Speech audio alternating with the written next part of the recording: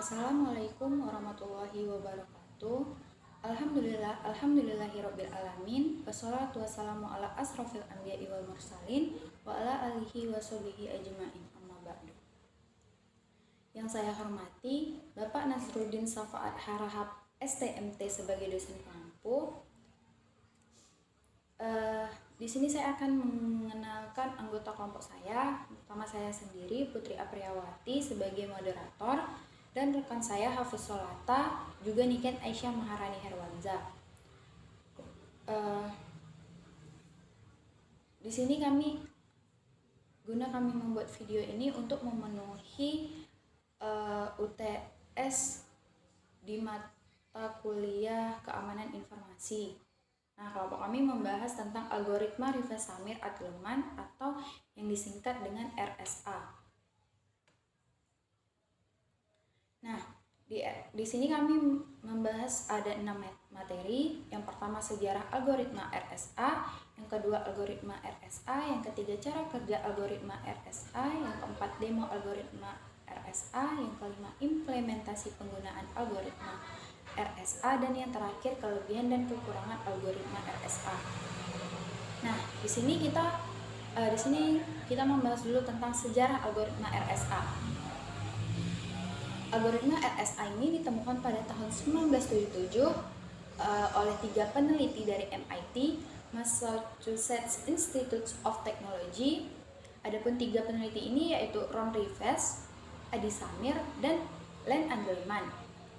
Nah, pada tahun 1978, mereka kemudian mempublikasikan temuan mereka, dan algoritma kriptografi kunci asimetri yang mereka temukan akhirnya dikenal sebagai algoritma kriptografi RSA. RSA itu sendiri merupakan akronim dari nama keluarga mereka, yakni Rifes, Samir, dan Adleman. Nah, pada tahun 1983, MIT akhirnya menerima hak paten atas sebuah makalah berjudul Cryptography Communication System and Method yang mengaplikasikan penggunaan algoritma kriptografi RSA. Adapun ini gambar 3 peneliti dari MIT pada zaman dahulu dan pada zaman sekarang. Nah, algoritma RSA. Tadi kita sudah membahas tentang sejarah algoritma. Di sini kita akan mengetahui apa itu algoritma RSA. Algoritma RSA adalah sebuah blok cipher algoritma atau algoritma yang bekerja per blok data yang mengelompokkan plain text menjadi blok-blok terlebih dahulu sebelum dilakukan enskripsi hingga menjadi cipher text. Nah, RSA ini juga dikenal sebagai algoritma asimetris yang merupakan algoritma dengan menggunakan kunci yang berbeda untuk proses enkripsi dan deskripsinya. Algoritma RSA ini juga disebut algoritma kunci publik atau public key algorithm. Hal ini dikarenakan kunci untuk enskripsi dibuat umum atau public key dapat diketahui oleh setiap orang, tapi kunci untuk deskripsi hanya diketahui oleh orang yang berwenang. Mengetahui data yang dirahasiakan atau kunci pribadi atau yang disebut dengan private key. Nah, algoritma kunci publik yang paling terkenal dan paling banyak aplikasinya. Baiklah, selanjutnya akan dijelaskan oleh Niken Aisyah Maharani Herwanza. Kepadanya dipersilakan.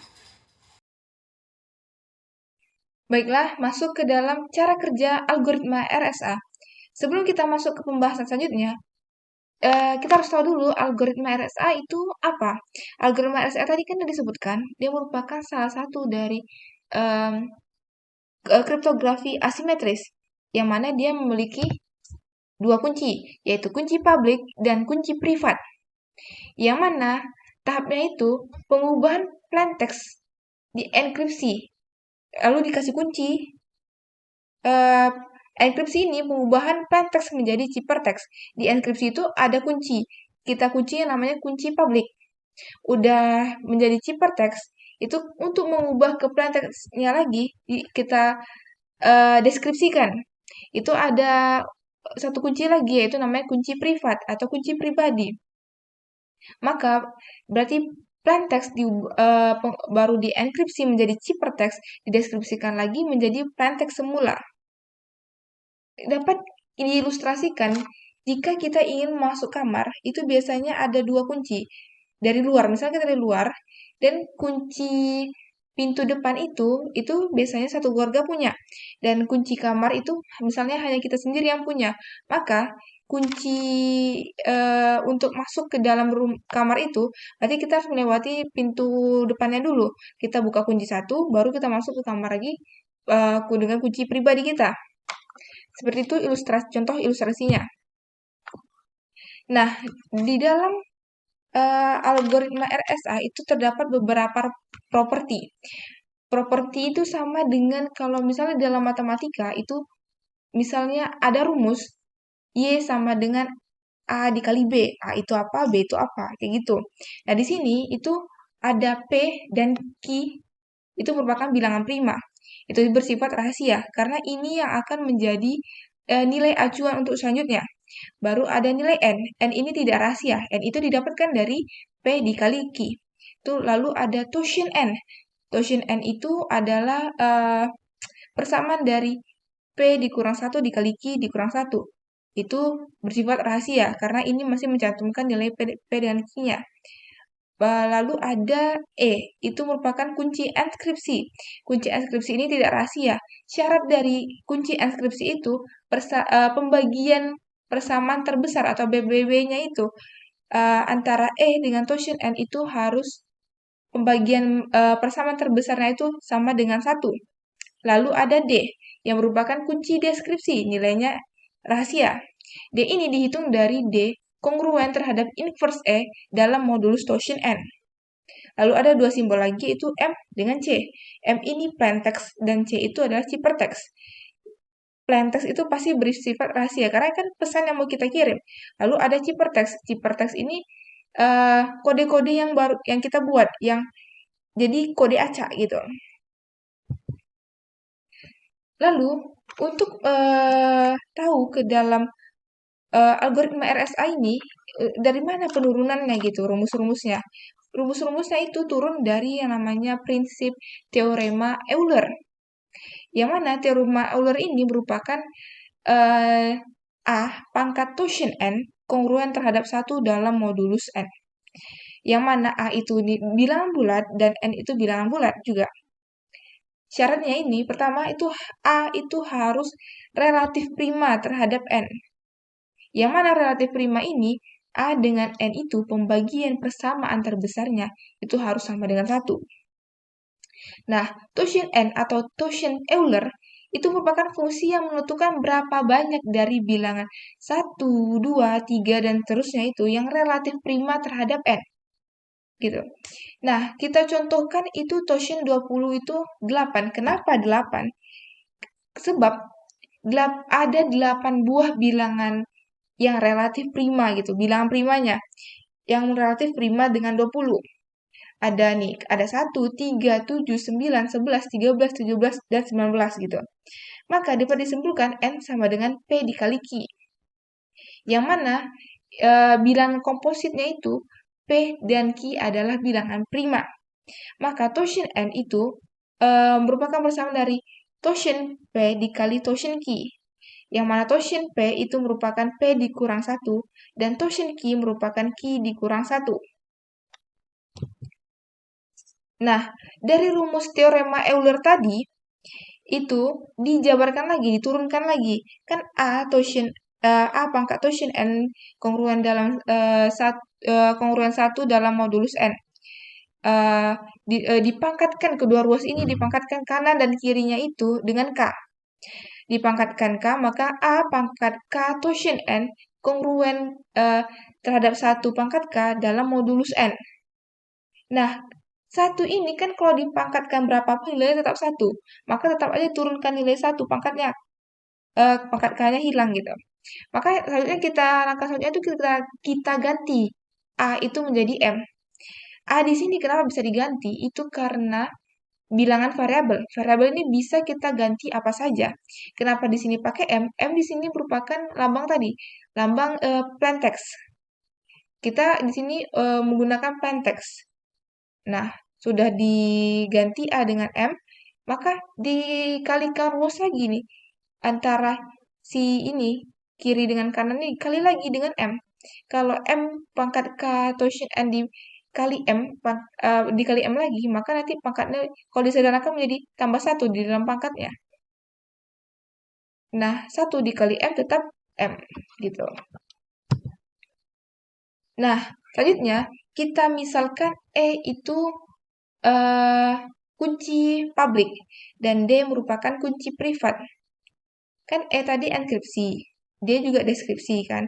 Tapi di dalam enkripsi tadi kan ada kunci publik kita ilustrasikan kan. Di deskripsi juga ada tadi ilustrasi kunci privat. Nah, itu dipilih sehingga dapat rumus E dikali D kongruen terhadap 1 dalam modulus totient N. Atau dalam persamaannya, dia dalam persamaannya itu K dikali totient N ditambah 1. Maka dapat disimpulkan dari kongruennya itu, yang ini, yang rumus sebelumnya, M pangkat K totient N ditambah 1, kongruen terhadap M dalam modulus N, ini, pangkat yang ini, kita ganti jadi E dikali D. Ini kan sama nih. Maka M pangkat E dikali D, kongruen terhadap M dalam modulus N. Ini kita sederhanakan persamaannya lagi menjadi M pangkat E dipangkatkan lagi D gitu. Digambarkannya. Nah, di sini M ini plain text. Ini kan kunci publik, maka plain text dikalikan dipangkatkan kunci publik menghasilkan suatu nilai. Nah, nilai tadi, nilai dari ini jika dideskripsikan lagi menjadi plain text semula. Nah, dapat disimpulkan di sini terjadi yang namanya enskripsi dan deskripsi. Oleh karena itu, persamaan enkripsinya ditulis menjadi M pangkat E dalam modulus N yang menghasilkan ciphertext yang mana dia menggunakan kunci public E. Nah, deskripsinya itu C pangkat D dalam modulus N yang menghasilkan M. M itu apa? Plain text menggunakan kunci D. D tadi itu dia kunci privat gitu. Nah, pembangkitan sepasang kunci. Tadi dia kan ada dua kunci, kunci publik dengan kunci privat. Nah, kunci publik dan kunci privat, gimana cara kita membangkitkan kedua kuncinya gitu. Nah, pertama itu ada pilih dua bilangan prima, P dan Q. Ini rahasia, ini yang dibilang yang saya bilang tadi, ini yang kita pegang. P dengan Q-nya, ini emang benar-benar rahasia. Baru dihitung nilai N-nya. N-nya tadi hasil dari P dengan Q yang kita rahasiakan tadi. Baru hitung totient N-nya. Totient N-nya si P dikurang 1, Q kurang 1 dikalikan. Gitu. Baru pilih sebuah bilangan bulat E untuk kunci publik. Nah, ingat, E ini harus relatif prima terhadap totient N. Yang mana dengan totient N ini pembagian persamaan terbesarnya itu harus sama dengan 1. Nah, baru hitung kunci deskripsi. Kunci deskripsinya D. Itu ada di persamaan E dikali D kongruen terhadap 1 dalam modulus totient N. Atau D kongruen terhadap inverse E dalam modulus totient N. Dapat disimpulkan dari algoritma tadi, dua kunci tadi, kunci publik itu pasangannya, nih, kunci publik itu pasangannya ini, E dikali N, dan kunci privat itu D dikali N. Yang mana E itu tadi enskripsi, N itu nilai dari P dikali Q. Dan kunci privat itu D deskripsinya tadi dikali dengan N-nya tadi P dikali Q. Nah, untuk melakukan enkripsi, apabila ada pesan yang masuk besar gitu kan, maka itu biasa dipecah menjadi blok-blok plain text M1, M2, M3, dan seterusnya sesuai panjangnya. Nah, ingat, dia ada syaratnya, yaitu MI harus besar dari 0, tapi dia kecil dari N kurang 1. N kurang 1, N-nya itu apa? N-nya tadi itu P dikali Q. Nah, baru hitung blok ciphertext CI-nya. Nih, rumusnya itu CI sama dengan MI pangkat E dalam modulus N. E ini merupakan kunci publik ya kan? Dia enkripsi, dia pakai kunci publik. Nah, deskripsinya itu ini rumusnya MI dikali CI maka D dalam modulus N. Yang di sini kalau berarti dia deskripsi, dia menggunakan kunci privat. D-nya itu merupakan kunci privat gitu. Baiklah, kita masuk ke dalam contoh. Ini kita aplikasikan gitu dalam sebuah kasus. Kita misalkan kita ilustrasikan dalam kasus pengiriman pesan. Nah, kita kasih nama aktornya Alice dengan Bob. Misalkan Alice kita ilustrasikan mengizinkan Bob untuk mengirim pesan kepadanya, yaitu pesan pribadi melalui media transmisi yang tidak aman gitu. Nah, di sini Alice itu memilih P dengan Q dengan nilai P itu 47 dan Q 71. Yang keduanya adalah bilangan prima. Ingat P dengan Q sifatnya rahasia, cuman Alice aja yang tahu. Nah, lalu dihitung nilai N-nya. N itu merupakan P dikali Q. Tadi kan ada penjabaran sebelumnya. P dikali Q. Itu nilainya berarti 47 dikali 71 dengan nilai itu 3.337. Udah dapat nilai N-nya, baru kita mencari nilai torsion N-nya. Torsion N-nya itu 47 dikurang 1 dikali 71 dikurang 1. Nilainya itu 3.220 gitu. Nah, lalu Alice ini memilih kunci publik E-nya 79. Ini kunci publiknya ini sembarangan. Si Alice bisa memilih sembarangan nilai E-nya. Tapi ingat, 79 itu harus relatif prima terhadap 3.220 tadi. Relatif prima terhadap torsion N-nya. 79 dengan 3.220 ini yang mana pembagian terbesarnya itu harus sama dengan 1. Nah, kan ini RSA ini ada dua kunci kan, kunci publik dengan kunci privat. Nah, si Alice ini udah megang kunci publiknya dengan nilai 79 gitu kan. Nah, baru bisa diumumkan, si Alice ini mengumumkan nilai E dengan N-nya. E ini kan enkripsi, N ini nilai yang tadi itu kan tidak rahasia, boleh di-publish. Selanjutnya, akan dihitung kunci privatnya. Tadi kan udah dapat kunci publik. Udah dapat kunci publik, berarti kunci privat yang belum kan? Karena ini RSA, ada dua kunci. Nah, untuk mendapatkan kunci privatnya ini, itu dengan rumusnya tadi, E dikali D kongruen terhadap 1 dalam modulus torsion N. Nah, kalau misalnya disederhanakan, karena kita kan mencari kunci privat. Kunci privatnya itu di deskripsi. Di D-nya ini. D berarti E-nya pindah ke samping menjadi E inverse. Diinverskan. Kalau misalnya inverse itu mau sederhanakan lagi, di sini disederhanakan lagi, itu dia harus kan harus turun ke bawah dari E ini menjadikan E inverse gitu. Kalau menjadi N inverse jadi E biasa itu menjadi 1 per E.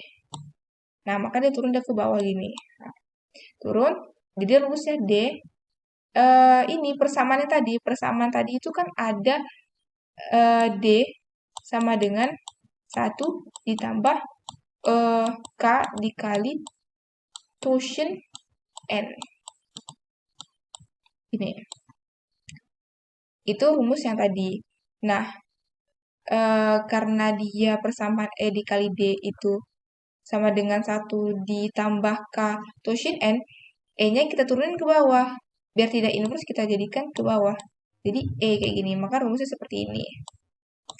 Nah, D 1 ditambah K dikali torsion N-nya tadi apa? Torsion N-nya tadi kan kita udah cari 3.220. E-nya kunci publiknya tadi apa? 79 gitu. Nah, udah dapat itu pertanyaannya apa? K ini apa? Nilainya apa K itu kan? K itu sembarangan nilai, tapi dia harus menjadikan nilai D ini, si D ini nanti hasilnya harus bilangan bulan, nggak boleh bilangan berkoma gitu. apapun hasil dari ini harus bilangan bulat. Nanti dapat hasilnya itu 1019. Ini bilangan bulat, Bu, ya kan? Maka dia itu dari K-nya itu 25. Itu harus dicoba satu-satu. K1, 1 kali 320 berapa, kan berkoma.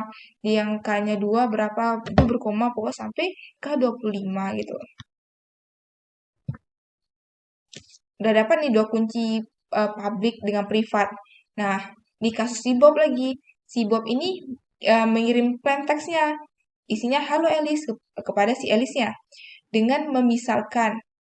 Kan halo Alice ini harus dirubah ke integer dulu. Nah, kalau misalnya untuk sederhananya itu, kita menggunakan yang sederhana. A itu kita simbolkan 00, B itu 01, C itu 02, terus sampai Z 25 gitu. Maka jika pesan M dikodekan ke dalam integer, nih, halo Alice, H ini huruf ke-7 berarti, huruf ke-8 berarti 07. Ini huruf ke-5 berarti 04 gitu, seterusnya sampai 04 nih. Nah, pecah karena dia panjang, ini kan panjang sampai sini. Nah, panjang itu kenapa kita pecah? Nanti ada di kasus nantinya dipangkatkan. Nah, mungkin kan kalau dipangkatkan sepanjang ini gitu kan. Nah, maka kita pecah menjadi 4 digit. Pepecahan 4 digit ini kita atur sendiri, tapi ini harus konsisten sampai akhir gitu. Boleh dibikin peraturannya, boleh tidak. Karena di sini dibikin berarti konsisten gitu sampai akhir. Kita pecah menjadi 4 digit. Ada 07, 04, 11, menjadi ada 5 plain text. Ingat, nilai-nilai ini tadi, yang ini, itu rentang nilainya itu 0 sampai 3307 dikurang 1. Atau N dikurang 1. N tadi apa? N kita udah cari kan? 3337 tadi dikurang 1. Berarti rentang nilainya antara 0 sampai 3336. Itu tidak boleh lebih dan tidak boleh di bawah 0 gitu. Tidak boleh di bawah 0, tidak boleh di atas 3336. Tidak ada nih. Nah, lanjut ke si Bob ini mengenkripsikan bloknya. Kan enkripsi untuk dikirim ke Alice-nya. Nah, Alice kan udah kita kasih patokan kunci publiknya itu kunci yang diketahui banyak orang gitu. Bukan ya banyak orang gitu, 79 gitu kuncinya kan. Nah, di rumusnya tadi kan C sama dengan M dipangkatkan E dalam modulus N. N-nya 3337.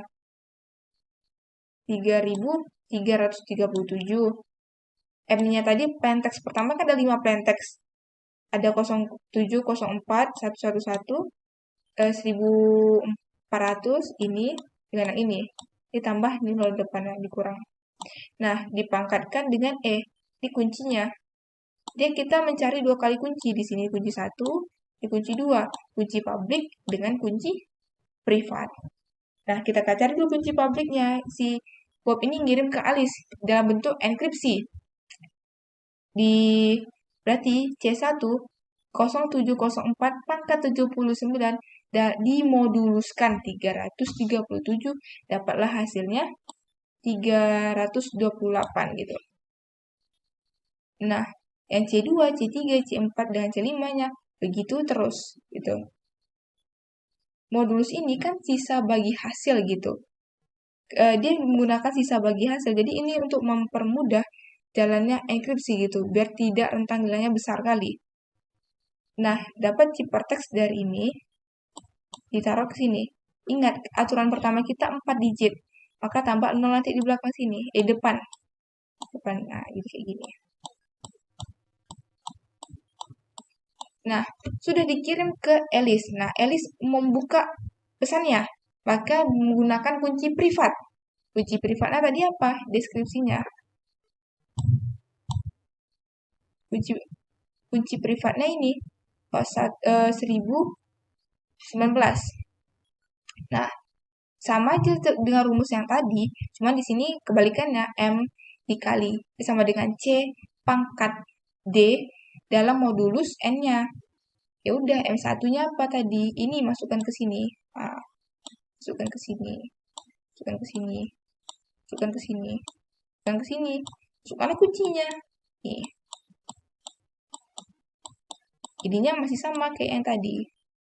Masih sama. Maka M sama dengan 0328 pangkat 1019 dalam modulus 3307 itu nilainya 704. Ingat aturan 4 digit. 4 digit berarti 0704 gini. Nah, kenapa kita menggunakan tentang nilainya tadi yang sebelumnya ini N kurang 1 rentang 0 sampai 3336 itu supaya nanti dia ketika pesannya dikonversikan ke dalam integer itu tidak akan berkorespondensi gitu dengan satu-satu gitu, atau bisa dibilang tidak akan kembali menjadi tidak menjadi plain text-nya kalau misalnya di luar rentang itu. Kan nanti dari sini balik lagi dia kan menjadi plain text awalnya. Nah, kayak gini tinggal diartikan menjadi hello Alice. Ini di sini dia mengabaikan nilai spasinya. Kita abaikan nilai spasi di kasus ini. Nah, ada ilustrasi kedua lagi. Di sini misalkan si Bob ini mengirim hari ini. Tadi kan menggunakan metode yang kita A menjadi 00, B menjadi 01, dan seterusnya. Di sini menggunakan kode ASCII. Kode ASCII ini ini ada aturannya. Misalnya H itu nih 72, A itu 65 gitu. Nah, pakai kode ASCII. Sebenarnya caranya sama, cuman untuk tambahan aja kalau misalnya kita ingin menggunakan kode ASCII gimana gitu kan. Di sini karena dia lebih pendek kan, kita pakai aturan kita karena dia masih rentangnya panjang tapi kita masih pecah menjadi 3 blok. Aturannya di sini 3 blok, 3 digit. 3 digit lah. Aturannya ingat 3 digit sampai akhir. Nah, rentangnya masih dalam ini 0 sampai 3336. Rentang itu. Tidak boleh lebih, tidak boleh lewat. Tidak boleh kurang dari 0, tidak boleh lewat dari 3336. Sudah dapat berarti plain text-nya ada 6 plain text ketika dipecah menjadi 3 digit. Ada 6 plain text. Ini kan sampai akhir kan sampai 778, ini 3-nya sendiri. Karena dia aturan 3 digit, tambah 0-nya depan 1, 2. Ini 3 digit gitu. Udah dapat ini, lanjut tadi. Kuncinya tadi, ada kunci public dengan kunci privat tadi. Nah, di kunci public dengan kunci privat tadi, sama aja kayak tadi ini.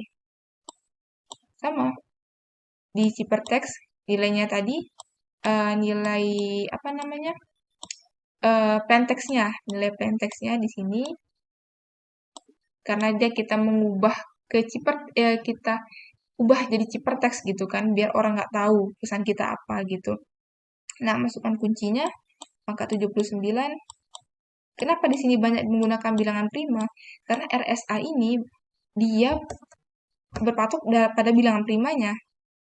Bisa dibilang RSA ini keamanannya kuncinya di bilangan prima gitu.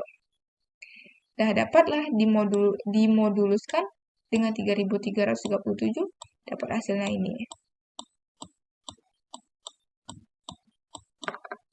Nah, buatlah di bawahnya ini seperti ini. Harus dipisah ini menjadi 3 gini.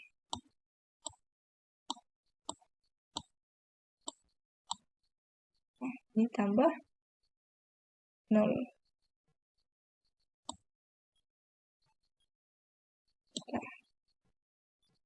Udah kayak gitu, masukkan ke ini bukan di sini. Dia boleh kayak gini, dia tergantung kita mau bikin kayak mana gitu. Nah, lanjut menggunakan kunci privatnya. Ini di sini contohnya tidak dipisah. Berarti kita hapus dulu.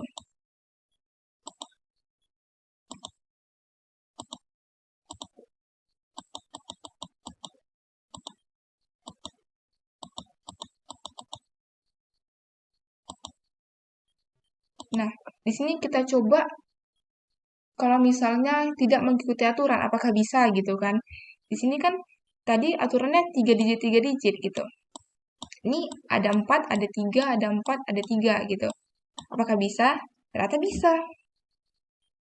Yang penting tetap sesuai urutan dari sininya hasilnya. Tapi awalannya tetap masih 3 digit gitu loh maksudnya.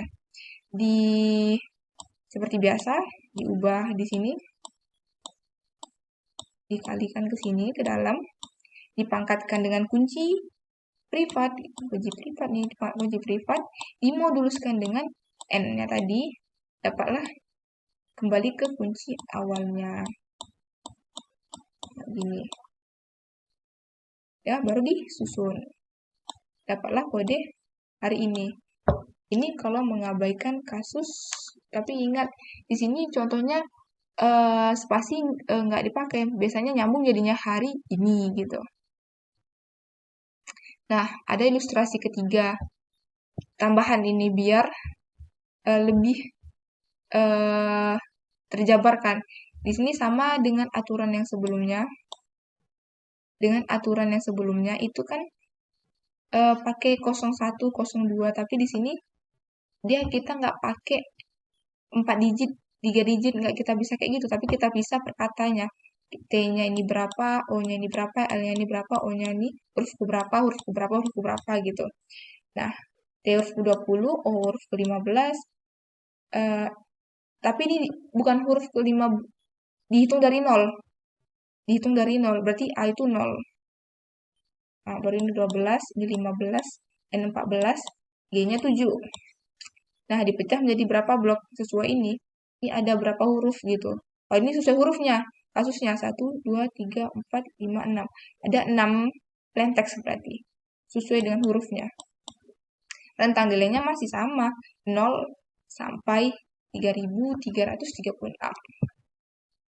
Nah, sini di enkripsikan. Pakai tadi sama kayak tadi kan ada 2 kunci.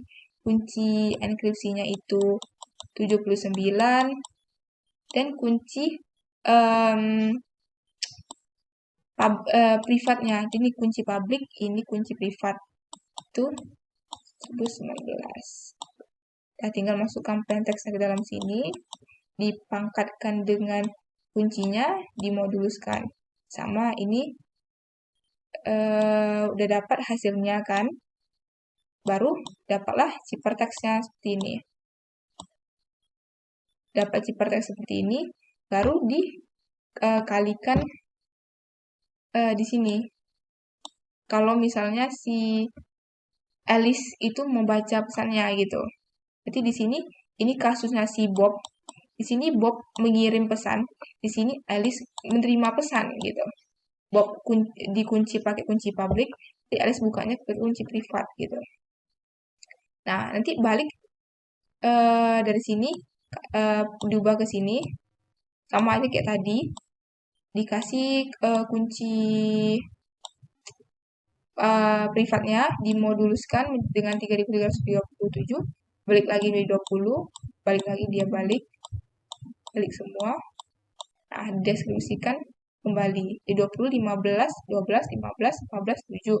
Jadi kalimat tolong gitu.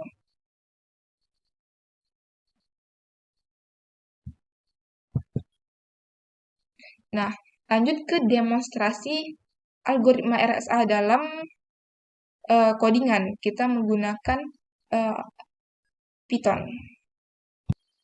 Baiklah, kita langsung masuk ke pendemoan di programnya. Di sini penampilan algoritma dari algoritma si RSA-nya. Di sini dibuat satu buah library. Baru sini penjabaran dari fungsi perhitungan persamaan pembagian terbesarnya. Di sini baru masuk ke pemisahan kode ASCII. Saya di sini memisahkan kode ASCII yang misalnya kalau misalnya ada spasi itu dikosongkan, jadi kosong nilainya. Baru di sini penjabaran fungsi melakukan string ke integernya. Sini x dengan x rank-nya, panjang lengannya. Nah, ini sini masuk ke fungsi inskripsinya. Di fungsi inskripsi ini, saya menggunakan simbol M sebagai plain text-nya, sama kayak rumus yang sebelumnya. Di sini M dengan lower, saya di sini menggunakan kode ASCII yang jabarannya huruf kecil. Yang jabaran huruf kecil itu, berarti nanti setiap huruf yang saya masukkan di pesannya di message-nya nanti, itu diubah menjadi huruf kecil. Ciphertext-nya ini untuk mengembalikan nilai ciphernya, karena dia kan enkripsi berarti menghasilkan ciphertext. Di sini ada blok. Nah, di sini blok ini untuk memecah menjadi beberapa bagian blok. Kan yang panjang tadi dari plain text-nya diubah ke berapa berapa kode angka ASCII misalnya, atau 1, 2, 3 gitu. Sini saya pakai dimulai dari 0, 1, 2, 3. Nanti dipecah berdasarkan itu. Baru di sini ini untuk menyimpan di variabel bloknya. Di sini dilakukan perulangan sebanyak jumlah bloknya atau arraynya. Baru di sini blok-blok dikonversi ke dalam bentuk integer, disimpannya di sini ke dalam variabel converse bloknya, dan akan di-encrypt di bagian array yang bernama C. C nanti di sini baru mereturn nilai C. C ini ciphertext. Nilai C ini adalah ciphertext. Tadi ini fungsi enkripsi, sekarang ke fungsi deskripsinya. Di fungsi deskripsinya itu berarti kita mengubah dari ciphertext menjadi plain text yang tadi, yang semula. Maka di sini berarti kita ngeprint kata deskripsinya, di sini block text-nya, lalu di sini melakukan perulangan array si ciphertext-nya tadi. Baru di sini masing-masing array dilakukan deskripsi dan disimpan ke dalam variabel bloknya tadi kan, dan disimpan di variabel blok tadi. Nah, di sini baru disimpan ke dalam array block text-nya. Baru nanti si M itu plain text-nya, itu penggabungan array-array sebelumnya nanti ditampilkan di M ini, di plain text-nya. Baru fungsi mengembalikan nilai M-nya. Nah, masuk ke bagian yang utama. Di sini saya menggunakan aturan dari contoh ini. Bukan yang ini. Ilustrasi ketiga. Ini saya mengambil contoh aturan di sini.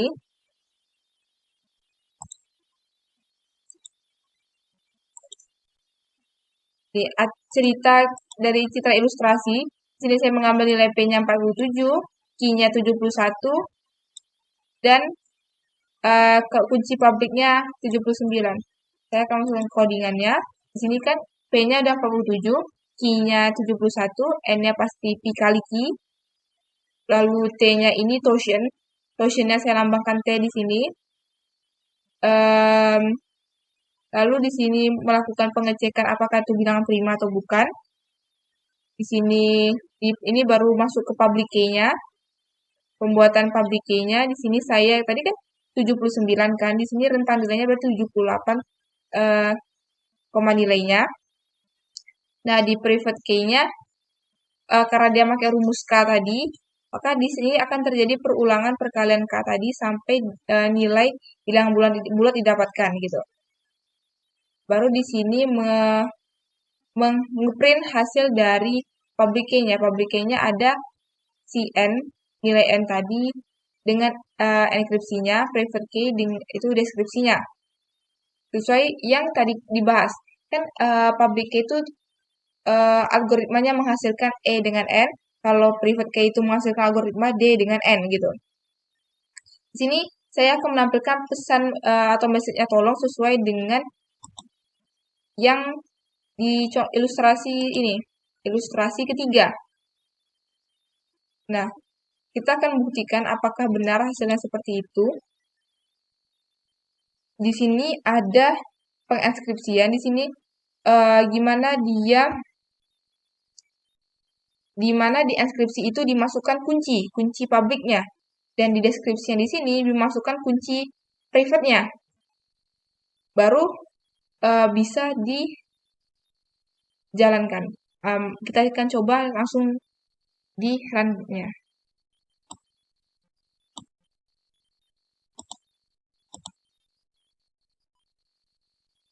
Nah, di sini ditampilkan nilai N-nya. N tadi P kali Q kan, ini sudah dikalikan langsung. Baru penampilan nilai E-nya, atau nilai public key-nya. E kan nilai public key-nya, enkripsi 79, private key, D-nya itu 1019. Baru menampilkan pesan message. Tolong, kalau diinskripsikan jadi T itu 20. Mari kita lihat apakah sama dengan NPPT. Nah, 20, 15, 12, 15, 14, 7. Nah, sama dengan ini. Lalu diinskripsikan. Jadi 116, 216, 760, dan seterusnya. Baru diinskripsikan lagi menjadi menjadi plain text semula. Nih, dia menampilkan kata tolong gitu. Atau misalnya kita mau mengganti lah di sini. Kita ganti di sini message-nya menjadi besar semua. Apa kabar misalnya gitu kan. Kabar.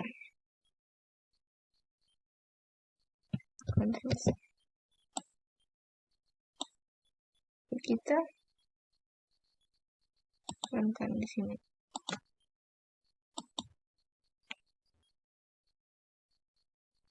Nah, gini akan menjadi satu-satu. Jadi menjadi apa kabar tadi ini yang awalnya huruf besar menjadi huruf kecil A, jadi 1, B jadi 16, dan seterusnya sampai dideskripsikan kembali menjadi apa kabar tadi menjadi dia dilawarkan di huruf kecil kan gitu. Oke, baiklah, sekian dari saya. Baik, selanjutnya yaitu implementasi penggunaan algoritma RSA. Jadi penggunaan algoritma RSA digunakan untuk kepentingan autentikasi. Autentikasi di sini merupakan aspek di mana si penerima informasi dapat memastikan keaslian pesan, yakni dengan kata lain, data dan informasi benar-benar berasal dari sumber yang benar. Hal inilah yang menyebabkan kunci pada algoritma ini berbeda saat inskripsi dan deskripsinya. Saat ini teknologi semakin canggih. Sekarang algoritma ini dipakai untuk kepentingan tanda tangan digital, autentikasi TP berbayar, protokol SSL, hingga keamanan kartu elektronik. Selanjutnya yaitu kelebihan dan kekurangan algoritma RSA. Adapun kelebihan algoritma RSA ini, yang pertama yaitu tingkat keamanan berlapis karena memakai dua kunci yang berbeda pada proses inskripsi dan deskripsinya. Yang kedua yaitu dapat digunakan sebagai tanda tangan digital, sehingga penyangkalan terhadap sesuatu aksi dapat dicegah. Yang ketiga, distribusi kunci menjadi lebih mudah karena jalur aman untuk distribusi kunci tidak lagi diperlukan. Yang keempat, manajemen kunci menjadi lebih mudah karena tiap pelaku sistem informasi memiliki sepasang kunci. Maka, untuk N pelaku dibutuhkan total 2N kunci saja. Yang kelima, sulitnya memfaktorkan bilangan non-prima menjadi faktor prima. Dan ada juga kekurangan dari algoritma RSA ini. Yang pertama, kecepatan operasi yang jauh lebih lambat daripada kriptografi simetrik. Yang kedua yaitu ukuran chipper menjadi sekitar 2 kali lipat ukuran semulanya. Baiklah, sekian video dari kelompok kami. Lebih dan kurangnya saya mohon maaf. Saya sebagai moderator, jika ada salah saya juga minta maaf. Saya akhiri, wabillahi taufiq wal hidayah. Wassalamualaikum warahmatullahi wabarakatuh.